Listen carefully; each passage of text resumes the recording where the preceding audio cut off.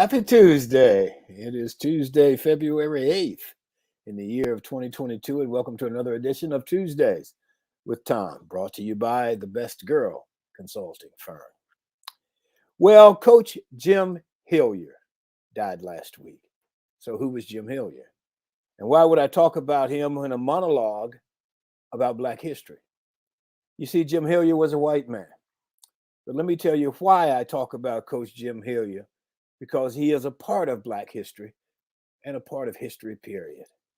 I met Jim Hilliar while a college football player at Auburn University, one of two Black players on the team. He was a defensive coach, and he wasn't what I would call an everyday coach.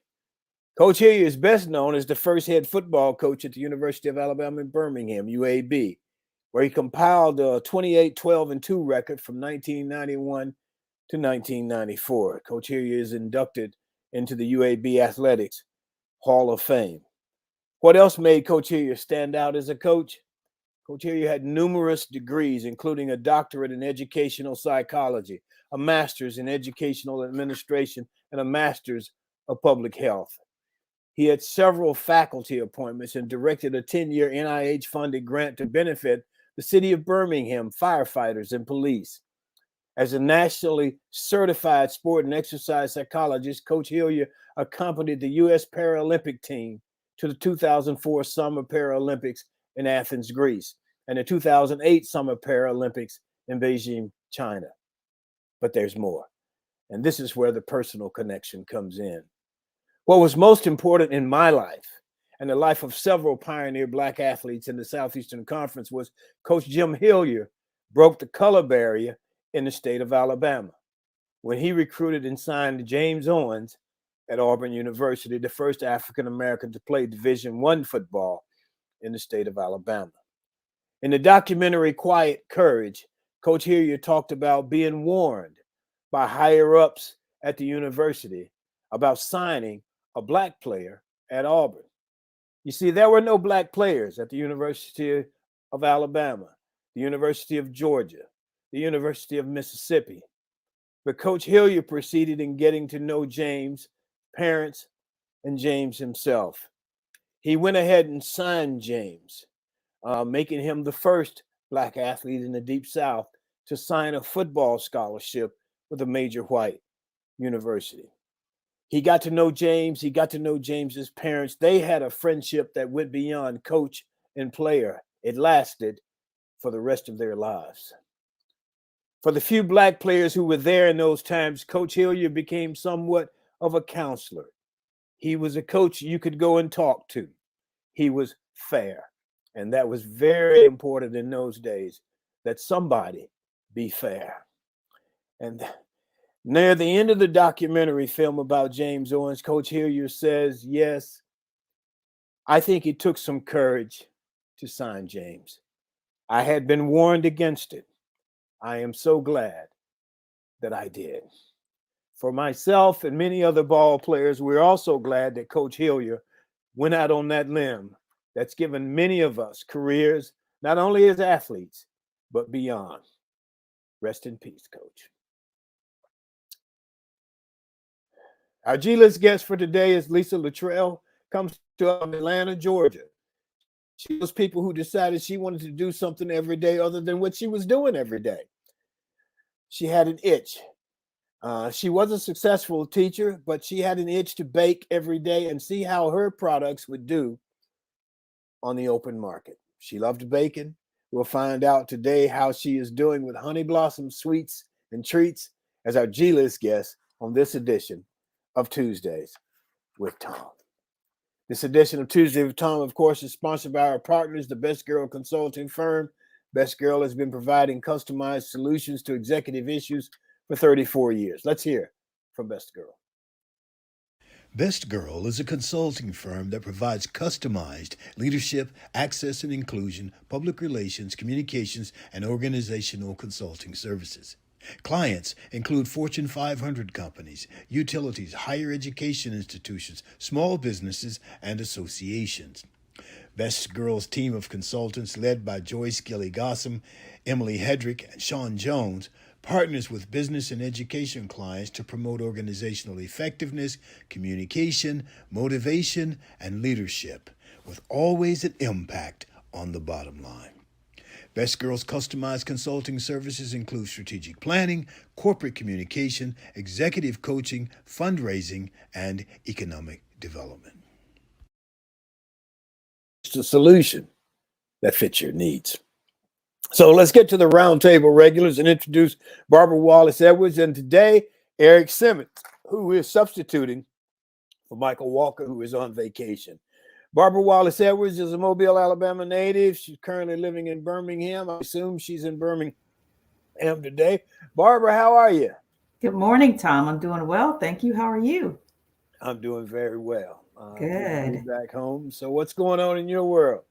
Well, Tom, my 65th birthday is on Sunday. Looking forward to that big day. That's monumental to turn 65. I feel like I don't feel. I know that I'm getting older. So it's going to be a good day. That's Super Bowl day as well. So good. Well, there isn't much of an alternative to getting older, so enjoy yourself. Right. Most definitely. I'm enjoying this ride. And have fun. Yes. So let me ask you something. I know that there's a lot going on at your alma mater, I'll say. Yours too. So what's new on the Auburn University front? Oh my goodness, Tom. There's a lot going on at Auburn University right now. As you know, there's a lot of controversy about our football coach. And so, there's tons of discussion. We're still waiting on the decision from the university as to whether he will be retained as the head coach. We got a new president that they just announced on last week, Dr. Chris Roberts. We're excited that he's coming on board. Well, he's been with the university, but he's now president rather than dean of the School of Engineering. Our basketball team is still number one. And so there's a big game coming up tonight in Arkansas. There's a lot going on in Auburn. Oh, okay, well, very, very well. We will see how things proceed. Yes. There's a lot going on. Yes. Let's get Eric Simmons on here and see how he's doing. Eric, hey, good how morning, are you, man? Good morning, Tom. War Eagle. Oh, there you go. How are you? Doing well? I'm doing well, thanks. Appreciate you being able to be with us this morning. Let's talk a little bit about a change of careers. I want to go back to Barbara just for a second. Barbara, you talked a couple of weeks ago. I think you talked about you had what was a little more than a hobby in terms of baking. Yes. And we have our G-list guest today has turned that into a reality. And yes. So perhaps there's some inspiration for you. Absolutely. I'm excited to have an opportunity to talk with Lisa today because I want to see how she actually made that transition. Of course, I didn't have to retire from a job to do it. I was already retired. So I'm actually entering the working world again and picking up this hobby and turning it into a business. My business is Joseline's. I still haven't come to name it, but Joseline's Old Fashioned Bakery. So I basically right now specialize in bread puddings and banana puddings and things of that nature. So may add a few other things to the list of items that I'll be selling as well. But I'm truly inspired and waiting to hear from Lisa today. Okay, so Eric, tell me what's happening in your world, brother. Well, it's interesting. Our youngest son is home. He's involved in an internship. He's working on his master's degree at Radford University in Virginia, and he's majoring in speech language pathology. And what's interesting about that, his name is Kevin. He's been away to school now for 6 years, undergrad Whoa. and now grad. And so having him home is a little bit different. But he and I did some father-son bonding yesterday. Okay. One of the cars, apparently the transmission was slipping a little bit. And so I showed him how to go in and check transmission fluid. So we spent time bonding father and son under the hood of a car yesterday. Well, that's you're doing it different than my parents did, because when I left to go to college, they moved. I didn't know where they were living. It's like, You went home and there was oh, no home. there was no home to go to. It's like That's that's funny. home. That's funny. Oh, so Butch, Yes. what you know good about what's happening down at the university? You shared some information with me before. Well, the scenario is a little bit disconcerting in that, our family and the inner workings are being a little bit exposed, in my opinion. And sometimes you don't want your dirty laundry aired out in public. We've got some of the athletes, some that are pro and some that are con. So that's challenging. But for me, as a basketball player down at Auburn, I'm excited about us being number one in the country. So I kind of try to keep the glass half full, so to speak, in that regard when it comes to our athletics I right want now. to get you now as a basketball player, and I remember when you played, and you played with my brother-in-law Emmett, Yep. uh, and somehow or another you, you came to university with the nickname of Butch, but Right. somehow or another halfway through your time there, you ended up with the nickname Flea. So Right. what is Flea? Where did that come from? Yeah, it's a funny story. I walked on, and the year that I walked on, we signed 5 blue chip high school All Americans. And so most of the team was flooded with All Americans, and we're scrimmaging one day, and I am just wearing these scholarship players out. And one of our assistant coaches, he got so upset. He says, "I can't believe you guys can't stop this little flea." And one of the things in the community that I grew up in, if someone called you by a nickname, the best thing to do was ignore it. But if you acknowledged it, then the name stuck. So we're scrimmaging, and the coach says it again. Darn it! Can't somebody stop this little flea? And I lost it. I mean, I absolutely lost it. And I went up to the coach. I said, "My name isn't Flea. My name's Butch." And then I stopped and I said, "Oh boy!" All of the black players on the team heard me say it, and sure enough, everybody started calling me Flea afterwards. I never lived the nickname down, and as an adult, whenever I go to Auburn spring football games, people still call me Flea. So that's how it evolved. Okay, So Barbara, you it's got best to disown a nickname that you're given if you don't like it. well. Just ignore it. My nickname in high school, my favorite coach, he was the best coach I ever had, Richard Porter. He nicknamed me the Possum because it rhymed with Gossam. And he just used Oh to wow. say, Possum Gossam, that was his name for me. And here comes the Possum. Yeah. So, a good coach can get you to do a little most of anything. Barbara, you got something Absolutely. else for us? Well, Tom, I think I'm gonna have a chance to check out our basketball team. I think I'm going to the game on Saturday, so I'm looking forward to that. This will be my first game this season. How in the Yeah, they're world did you playing. get tickets? Got You friends got in high connection? places, Butch. I Friends in high guess. places. I guess because I understand you can't even find a ticket now, I which Now, know. is does great. Fred in high places mean you're sitting up in high places? No, Or will you not actually? necessarily. I may be standing. Who knows? I may be standing only, but I don't care. As long as I'm in the game, I'll be happy. Well, I did see where a couple weeks ago at one of the students who has a disability complained about the fact that students with disabilities weren't given an equal opportunity to be uh, in Get the space. game, Right. and the university went back and made an adjustment to They that. did. That's They did, interesting. and I was very pleased with that, and I hope that they will move that quickly on other issues at Auburn. But yeah, I do appreciate the university for taking that stand. Okay, well, speaking of other issues, you sent something yesterday about the Auburn Creed. Yes, You want to tell us about that? I did. Tom, I found out some history. You know, the Auburn Creed was written by George Petrie, who has just been revered in all of Auburn's history for writing the creed. And I did not know a lot about him, and I probably should have done more research myself. But the Creed was written back in, I don't know what year it was now, but before Black students were accepted at Auburn University. And well, that could be that could have been 1960. well, that's true.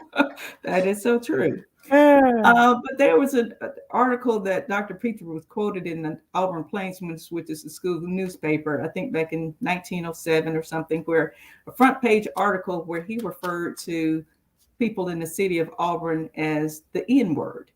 And there were several different quotes in there of things that he, mentioned, and things about him that I don't know if I'll ever repeat the Auburn Creed again. I totally look at it a totally different way now, because again, that wasn't written with any of us in mind. Blacks were not even allowed to attend Auburn University, and were really considered second level citizens at that point, if at all citizens. So I just have a different outlook about the Auburn Creed right now. Wow. But you got any comments on that? No, I'm going to look into it. I need to do some historical research myself, Barbara. That's interesting. It's actually in a letter to the editor to the Auburn Plainsman yesterday. So okay. there's a really good article there that sort of describes the whole detail and talks about how the university might want to look at focusing on something else other than Auburn Creed, because it doesn't have all of the students and alumni. They were not even considered when the Auburn Creed was written. Wow. Very true. Very true. I think I don't know. I think one of the things is you probably, I don't know that you move away from tradition, but you certainly try to incorporate new things and absolutely. Yes. So that they become more relevant to today as opposed to yesteryear. And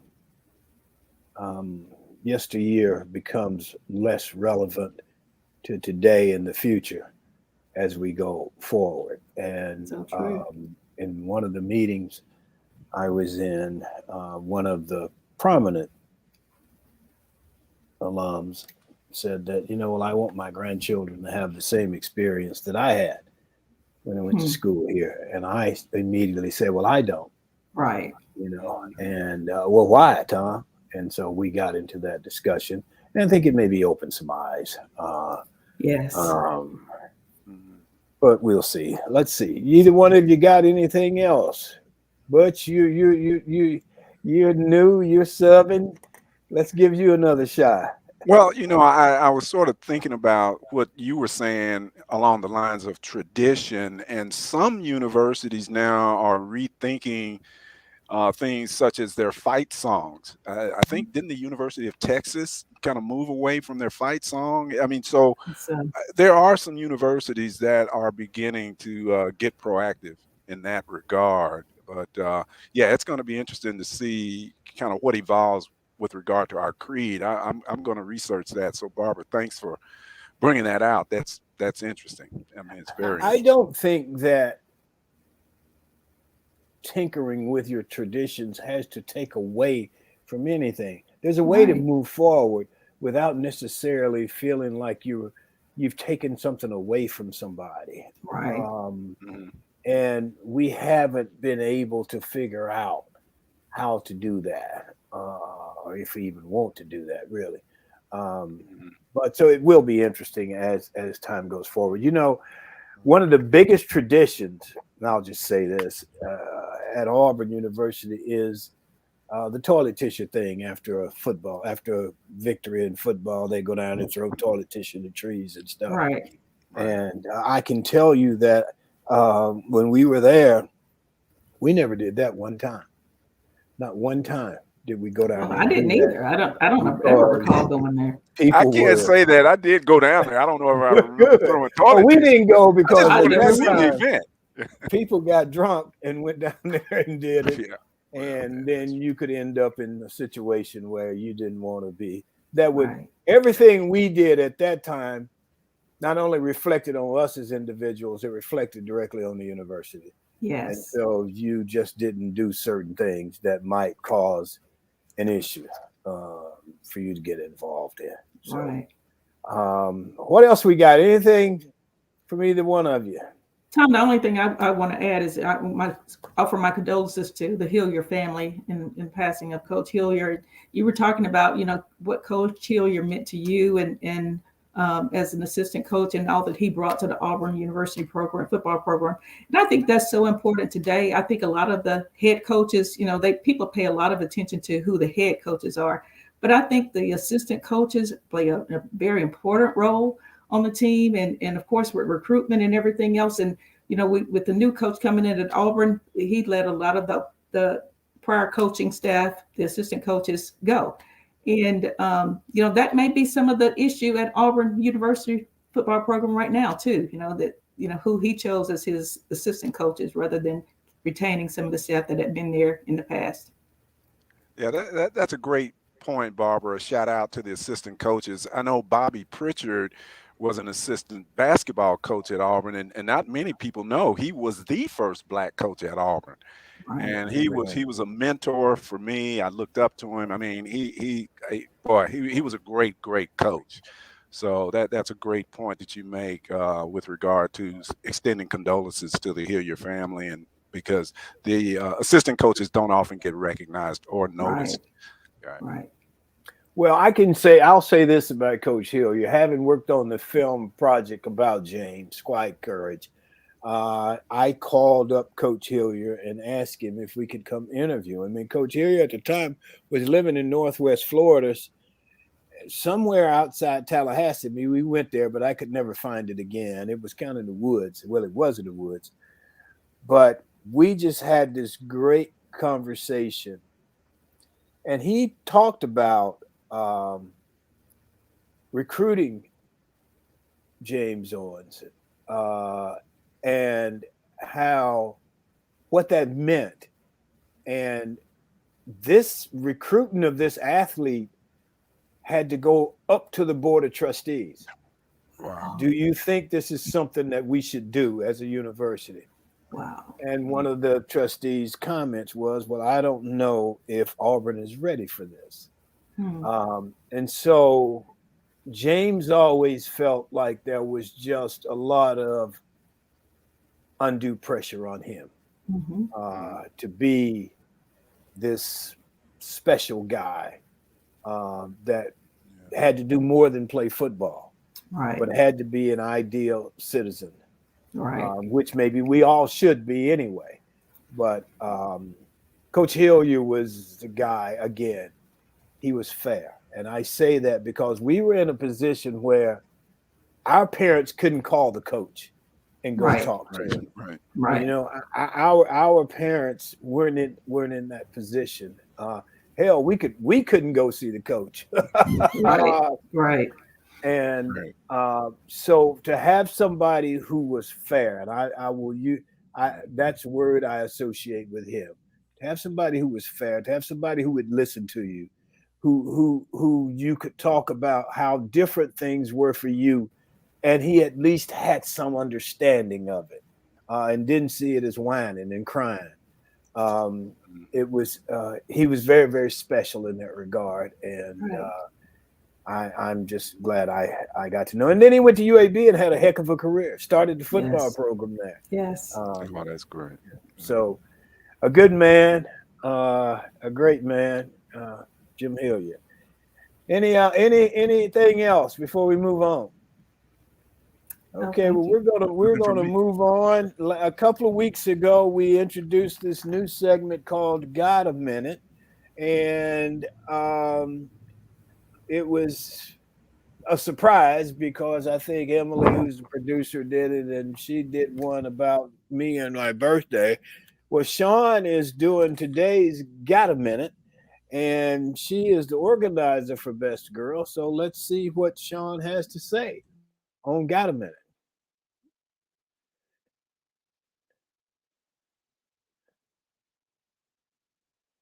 Good morning. My name is Sean Jones, and this week's Got a Minute came just in time for Valentine's Day. Here's a fun fact. Americans send 145 million Valentine's Day cards each year. This makes Valentine's Day the second biggest holiday for exchanging greeting cards after Christmas. And to add on to the fun, teachers receive the most Valentine's Day cards annually, followed by children. Needless to say, we've come a long way from 1913, which was when Hallmark cards produced their very first Valentine's Day cards. Got a Minute's color of the day is Stop in the Name of Love, in honor of the Supremes who released the single on this day, February 8th, 1965. On the high end, we'll call it Stop in the Name of Love, and on the low end, we'll call it a fiery red. Thank you for joining in. My name is Sean Jones, and this is Got a Minute. Hey, well, thank you very, very much. You got to, when you do stop in the name of love, you have to put that hand up. That's what the Supremes did. Just stop in the name of love. Anyway, let's go to the G list. And the G list is where everybody is a star. It's sponsored by Mainstream Financial. Let's hear from Mainstream. Mainstream Financial Group provides financial services for both individuals and businesses. Mainstream's mission is to understand the unique needs of every client and work closely with you, assembling a team to develop and manage your resources to help you accomplish your defined financial goals. Mainstream's financial professionals will provide you with a complimentary, no obligation financial review. Now, these professionals can then offer you custom advice to mend together the pieces of your financial life and come up with a plan that is truly comprehensive. Mainstream Financial assists retirees and those close to retirement in planning for a secure retirement so not to run out of money during your lifetime. You can take advantage of opportunities with tailored advice and the resources to act on it. Mainstream Financial Group, www.mainstreamfg.com, 205-324-0589. Mainstream Financial. Don't let your money run out before you do. So let's get to our G-list guest for today. Remember, Hollywood has the A-list, and here on Tuesdays with Thom, we have the G-list where everybody is a star. And today's G-list guest is Lisa Latrell, a baker and business owner. Lisa is the owner of Honey Blossom Sweets and Treats, founded in Atlanta, Georgia. She graduated from Auburn University with a BS in Human Development and Family Studies and has always had a passion for baking. When the pandemic hit, Lisa decided to leave her full-time teaching position and turn her passion into a business and created Honey Blossom out of her own kitchen. Starting with one donut box a week, Lisa has turned Honey Blossom into a pre-order cottage bakery offering donut boxes, special event cakes, pies, cookies, and more. Ooh, it sounds good. It looks good. Lisa, welcome. Thank you so much, Thom. It's a pleasure to be here. All right. And I want to go back. I want you to take me back to the day, because I can tell you the day in my case, but take me back to the day when you knew for sure that you were leaving your job and starting Honey Blossom. And what was that day like? I don't know if I can pinpoint it to a specific day, but I've known for almost my whole life that I wanted to be a baker. I grew up watching my grandmother bake. It's her passion, and I inherited that passion. And I grew a love for baking, and I've baked for my whole entire life.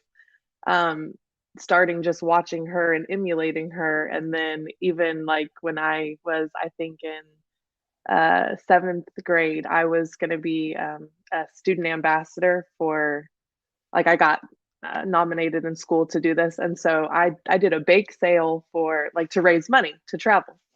And so I was selling baked goods at like my uncle's car dealership, and so I've been selling my baked goods. I've been hustling out here since I was a child. But I even when I was also in seventh grade when this happened, but I grew up in Enterprise, Alabama, and a tornado hit the high school, and Rachel Ray actually came and did the food for the prom at the high school. Wow. And I was sitting at Mellow Mushroom one night with my family, and Rachel Ray and her whole crew walk in. And I felt I was the only one in the restaurant that realized it was her. I was like, I'm like fangirling in 7th grade. And I literally went home, made her pound cakes in these little mini bundt pans that I had, and I made it to the restaurant before they left. Are you kidding? You No, did it in that short period of time. You got and it. I gave Rachel Ray my pound cake, and I was crying. I mean, she probably is like, oh, the crazy girl that stalked me in Mellow Mushroom. But I have always had a passion for it. Why? I didn't exactly know how I was going to turn it into a business. It's something like me and my grandmother always talked about. We were always like, we should have a restaurant. But I never had a concrete plan as to how I was going to bring that into fruition. So describe Honey Blossom for me today. Describe what it is, how it operates, and so on. Okay, so Honey Blossom today, kind of the story of how it started. I was teaching, and then the pandemic hit. I was teaching at a special needs school, so I was one-on-one with students with severe developmental disabilities, each one really unique situations. But we went to online teaching, obviously, when everything shut down for the pandemic. So in between my online sessions, I had a free time that I had never had before. So my gears start turning, and I kind of just started putting things in place. I didn't start anything officially, but I got my tax ID from the government. I sat down with my family and we brainstormed a name. We just kind of started putting things in order. And then one day, it was like 3:00 in the morning. My best friend from high school was living with me, and I woke her up and I said, hey, I have an idea. I said, we're going to get up tomorrow and we're going to make donuts. And if it all works out, we're going to sell donuts next weekend. And I had never made a donut before. I had never even made yeast dough before. So it was a really far-fetched idea, to say the least. But it worked. And we made donuts and they were really good. And my sister had no idea about this either, but my sister is a very good food photographer. So we discovered that hidden talent, and she took photos for us. Yeah, there they are. She took photos for us and we posted. I had already secured my Instagram handle after I thought of the name. I had already snagged an Instagram. It just had nothing on it. So we just literally went and started following people in Atlanta, posting our photos. And I think the first weekend we sold 16 boxes of donuts. Wow. And this is just within 1 week of no planning, nothing. That was the first donut I had ever made.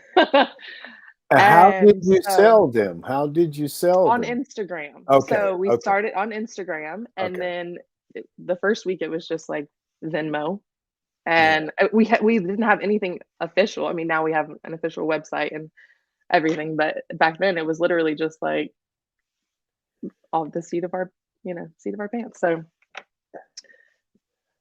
it was amazing. I mean, looking back on it, I think, people probably think I'm crazy, but it turned out. So I'm happy about that. But great. Yeah, that's really it was good. None of it was really a plan in the beginning. Okay. Well, let me get Barbara on here and then Eric, and we'll come back. But Barbara has visions of doing what you're doing in some way. I heard y'all talking about that. That's so incredible. Let me get her on and talk about it. Barbara? Good morning, Lisa. So excited you were with us this morning, and I am truly inspired and wanted to hear your whole story because, again, as Thom mentioned, I have have a vision of doing something very similar. Of course, I'm not moving from teaching, although I did teach for 1 year, a long time ago. But coming out of retirement, I was doing the same thing. My mother and grandmother were bakers, and they were excellent cooks all around. But baking was one of my mother's passions. So I started this company, Joseline's, combined both of their names. And so I wanted to specialize in making bread puddings and banana puddings, which is something that was added as a request of a family member. But I'm excited about your whole story. This is just absolutely wonderful. How did you decide to come up with your name for your company? I know mine, of course, is a combination of my mother and grandmother's names, but how Honey Blossom, how was that decided? So I had no idea what I wanted to name it. I didn't have any type of inspiration or anything. So I sat down with my family and I started telling them like, hey, they always knew I wanted to have a bakery, but I was like, I'm serious. I want to like think of a name and, start like putting some things into action. And so we started trying to think of like what we wanted the vibe of the bakery to be. So I'm from Alabama. My whole family's from Alabama.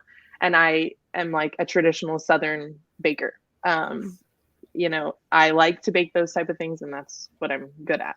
So we started just thinking of like Southern words. We kind of just started making a list of words we liked. And honestly, we just like Honey and Blossom just came up, and it's not even a real thing. We just we just put it together. Sounds good though. Yeah, literally. We had like pecan in the list, just like different words that were like Southern inspired. But it was just a brainstorming activity, and we found one we liked. So wow, that's awesome. We voted, and that one won. So what are some of your biggest sellers there at the bakery? What you have an assortment of different things. So tell us about all the things, of course, you sell, and then what's your favorite and what's the biggest seller? Absolutely. We do a lot of things. And we started out just mainly doing donuts, but then we opened it up, and I do a lot of custom orders now as well. So I've started doing cakes and cookies and a lot of pies and stuff for the holidays. It really depends. And then for like Valentine's Day coming up, we have a Valentine's pastry box. So I would say the best sellers depend on what time of year it is with any bakery.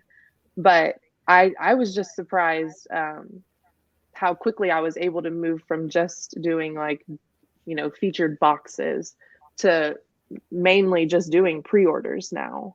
Having my established customer base and everything, I'm able to do that. So that's really nice for me. And it's a lot less like when I do a pastry box, for instance, then I'm having to, make so many, 15, 16 deliveries. So that's a lot more work added on rather than, custom orders. You can, it's either narrowed down to one delivery or, there's just less of them. So it's a lot more time saving, I should say. Yeah, which is something I don't think I, fully considered when I started this. I had this grandiose idea, but being one person, it takes a lot of time to run a business. I'm finding that out. It takes a lot of time. I'm a one-man shop, so I know that's hard to do. You put it out there, and then you get all these orders. You're like, oh my God.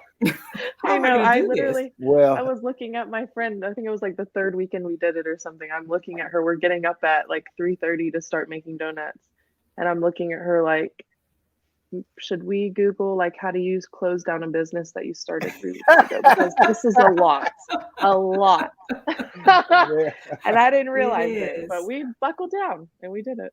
One of my questions was going to be along that line, and it said, "Tell me about the day when you hit the wall and said, 'What am I doing?'" Literally, yes.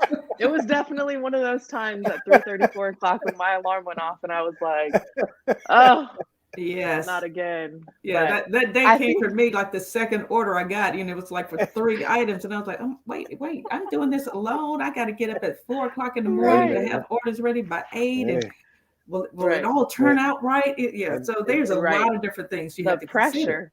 Yes, and you forget all about. Oh, I got to take the trash out too. Yes, exactly. It doesn't stop after the order's made. Absolutely. Yeah, that's the tough part, cleaning all that up afterwards. Right.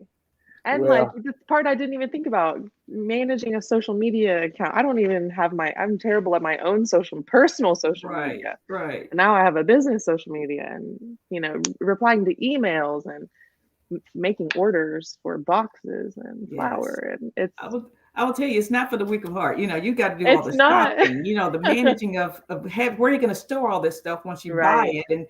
And you got, Mhm. again, you got all these orders coming in. You got to check your social media, your email and text messages. And then you got to bake and clean. Then you got to clean up afterwards. And then what about the Yeah. rest of the house? It's got to be And I'm a clean clean too. freak, so Yes. it never stops. Right.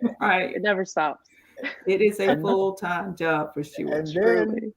you just have tomorrow to look forward to, and you got to do it all over again. All over Wait, your again. alarm's gonna go off bright and early again. Yes. But if you really enjoy it, Yes. That's what I was gonna say. That's how I knew that it was right, because I don't think there's anything else I would have been getting up at 4 a.m. for this long for. Right. Absolutely not. Mm-mm. we've got a couple of people in the chat who says they'll be in Atlanta here next few days, and that they want to come see you. Now, do you have a? Tell them to check out the website. Okay. Check out the Okay. website. It's honeyblossomatl.com. Okay. And you can do pre-orders, pickup, or delivery. Okay. All right. And so is there a physical store?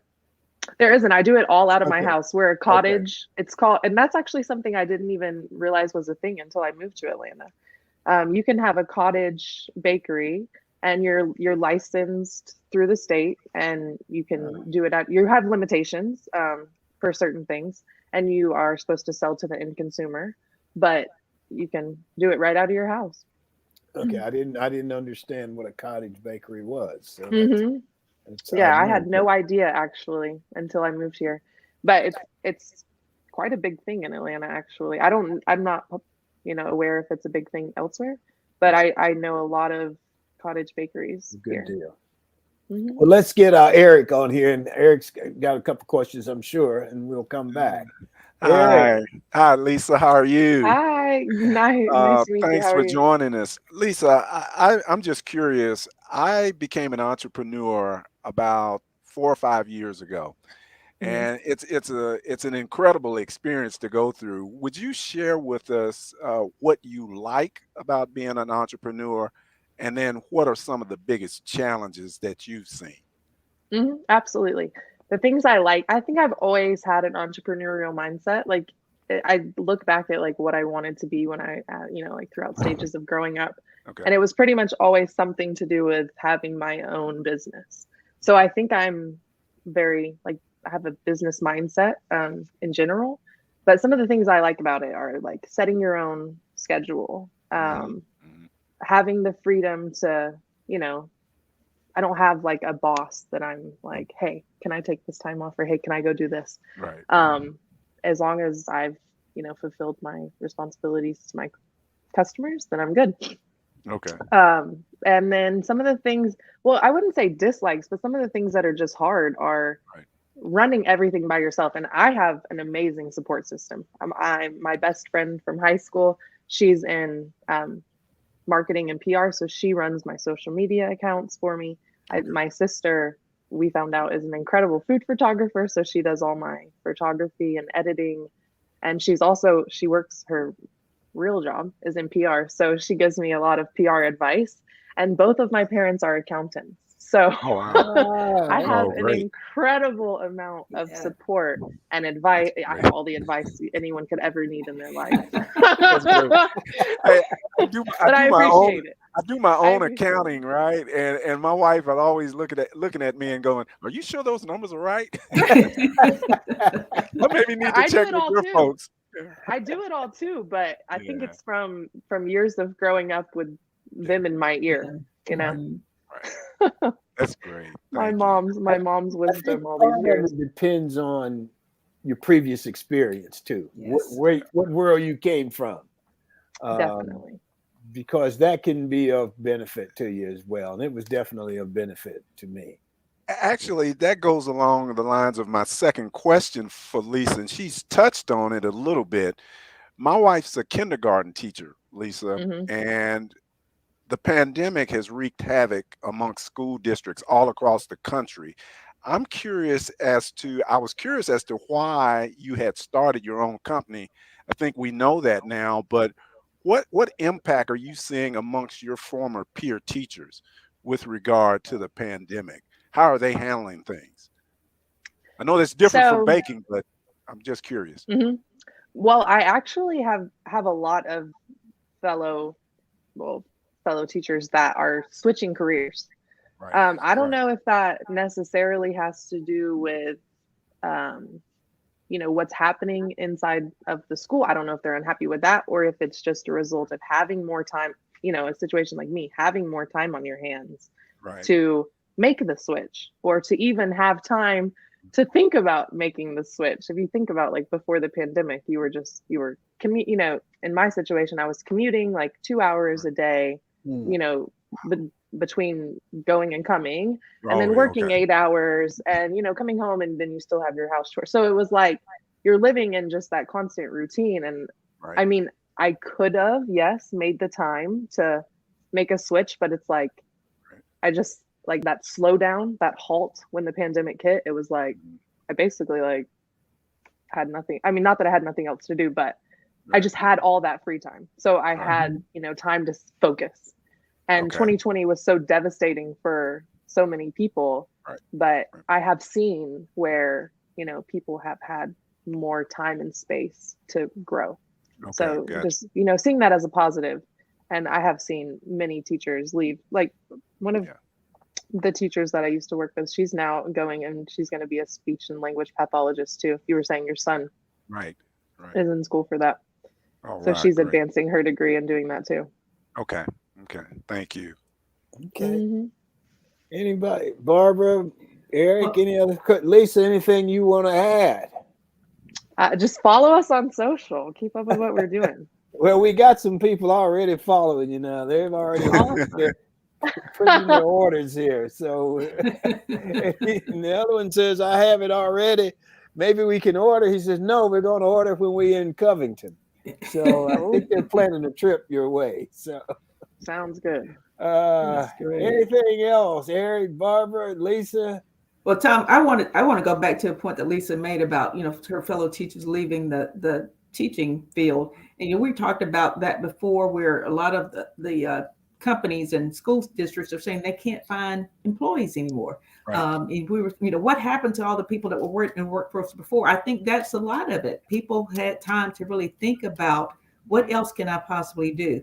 right, What has been my passion all my life that I haven't had a chance to try, and they were able to initiate some of those things during the pandemic when everything was shut down, and they decided, why go back to a job when I can be my own manager, I can own my own Right. company, I can be an entrepreneur now.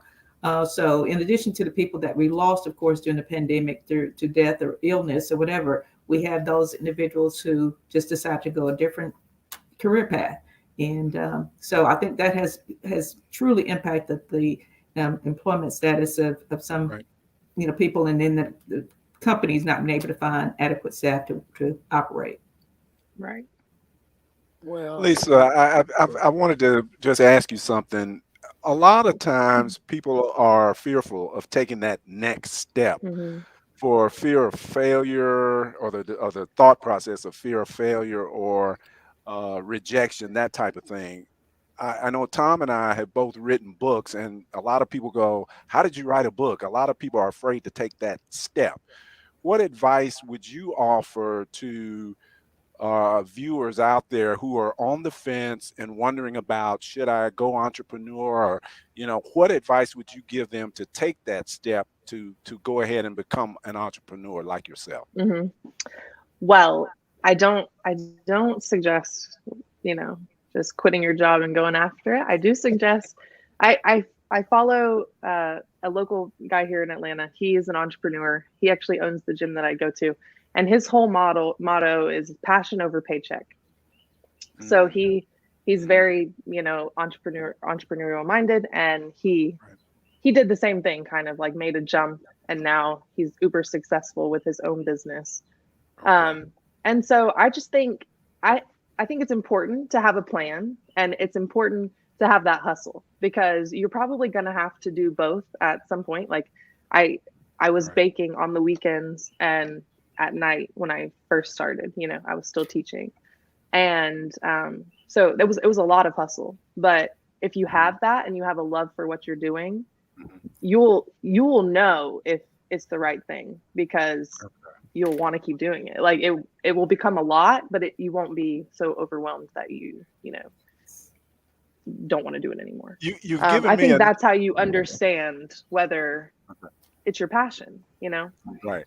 You've given me an acronym, POP, passion over paycheck. Yes. I Yeah, like that. absolutely. Pop. Like you might Yes. have to take a pay cut in the short term, and you I might have agree. to sacrifice some things, but if Right. you can, develop something for yourself that's a lifetime of living in your passion, that's Yes. incredible.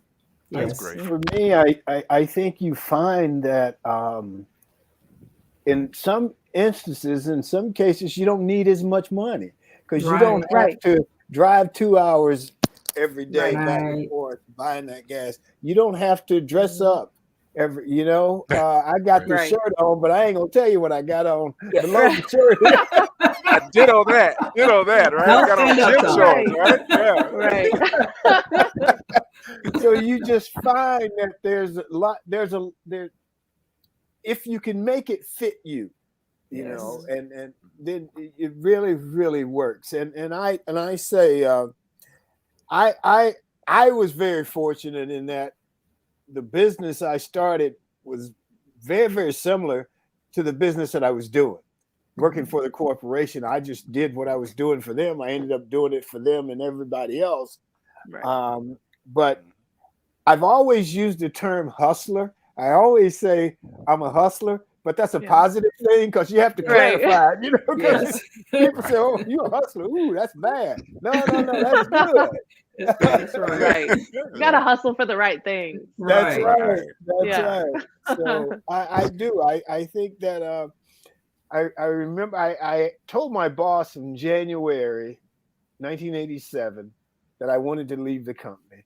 And I outlined all these things, and we worked for the president of the company, and we were all a nice, tight little team. And he said, "Well, I'll have to go talk to the boss." I said, "Well, the boss can't determine whether I quit or not, but I appreciate if you talk to him, because we were all kind of close and all." And finally, about March, I said, "Did you ever talk to him?" And he hadn't, and so I said, "Well, look, in May, I'm gonna leave, and but I want to keep working for you guys." And we did, and I kept working for them for the next 13 years. But I was working on my own.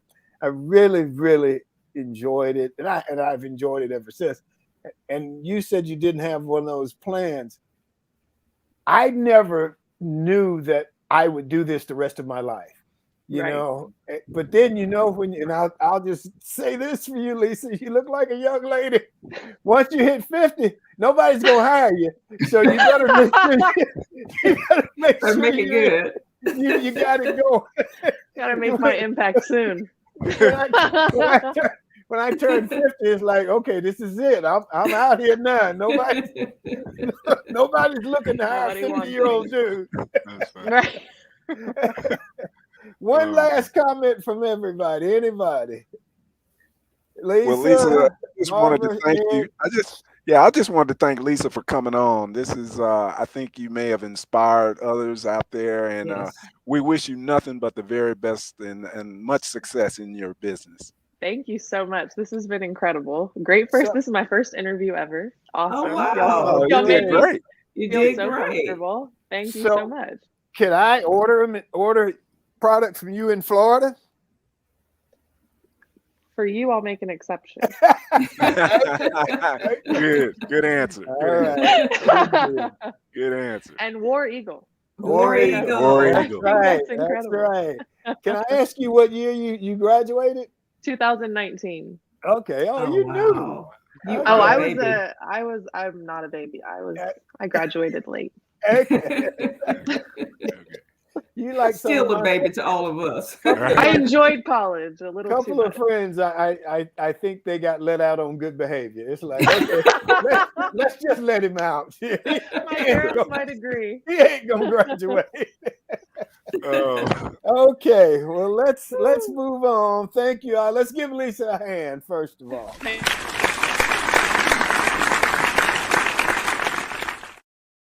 Well, let me finish up with my closing comment for this week, or as I see it. This past weekend in Los Angeles, the UCLA Producers 2020 class reunion was held on a rooftop lounge in Venice Beach, California. Of the nearly 40 classmates in the 2020 class, about a dozen showed up, which was great considering several factors. Many of our classmates live around the world. There were individuals in our class from China, Australia, Canada, in addition to being from many states in the United States. Our classes on producing television and film were conducted in the summer of 2020 during the pandemic via Zoom for 10 weeks. The class actually ran from 7 o'clock to 7 o'clock to 10 o'clock, which meant for me, it was 9 o'clock to midnight, 4 nights a week. So this reunion was different considering most of us had never met the first time in person. It was great. It was fun to get to know people in person rather than that little square box on Zoom. There were a lot of interest in whatever projects the individuals were working on. There were promises of keeping in touch on certain projects. And of course, there is an excitement for another reunion as soon as possible. And this is how I see it on this February 8th in the year of 2022. And that's our show for today. So we want to thank the audience. We appreciate you always. Thank Eric and Barbara. Thank our G-list guest, Lisa Latrell, and we're her first interview. And we're proud to be her first interview, and we wish her the best. I can tell that she's already successful and will continue to be successful. Thank our sponsors, Best Girl Inc. and Mainstream Financial. Thank Emily Hedrick, the communicator, Sean Drones, the organizer, and our Got a Minute correspondent. Thank Eric Simmons for stepping in with us. Remember to enjoy yourself. Make every day count. Stay safe. Peace.